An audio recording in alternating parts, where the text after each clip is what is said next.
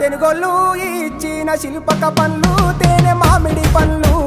తీయంగా తిందామె తీరొక్క పండ్లు చిలక నేరేడు పండ్లు కాబోళ్ళు ఇచ్చిన మక్క కంకులు అవి పాల కంకులు కాల్చుకొని తిందాము కందికాయలు పచ్చి పల్లికాయలు గుజారి గుజారి మామిళ్ళ కిందో నల్ల మామిళ్ళ కింద కుసుమరోళ్ళేసిన కుందన బొమ్మ అది కుందన బొమ్మ